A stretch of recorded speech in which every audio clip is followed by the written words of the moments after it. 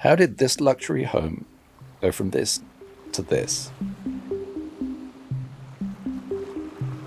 I'm Ian Parker, and in this week's New Yorker, I investigated what happened to the Malibu home owned by Ye, formerly known as Kanye West.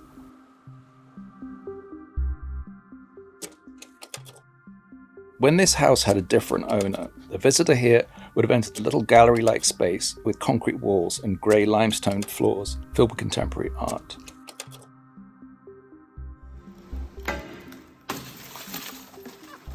Now it's an empty house with no windows. The floor is rough concrete covered in cavities and trenches. The fireplace is a hole and the hot tub is just a scar.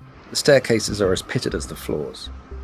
Back in 2021, Ye bought this house for $57.3 million from a former money manager who had had the house designed by the Japanese architect Tadao Ando. Ando works on only a few designs each year. An Ando house will require expensive and exacting construction. It'll have controlled, sober beauty that photographs well and plainly communicates contemporary, if not avant-garde taste. And it will be rare.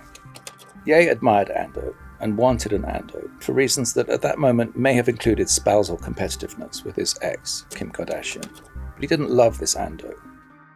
Bianca Sensori, who studied architecture in Australia and later became Ye's romantic partner, reached out to Tony Saxon, a handyman, to ask about his availability for construction work. Ye revealed to Saxon that he wanted no kitchen, bathrooms, AC, windows, light fixtures, or heating. He was intent on cutting off the water and the power. By the end of October, demolition was largely complete. By the start of November, no construction had begun on the ramps or slides that had always been a part of Ye's vision for the house, and Saxon left the project.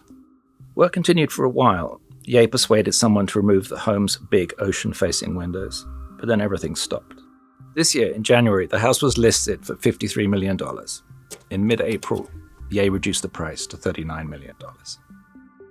Architectural fame doesn't guarantee respect. Americans have demolished houses by Frank Lloyd Wright and Marcel Breuer. It's hard, however, to think of another esteemed house that's been left exposed to the elements and to the public after being jackhammered halfway to ruins.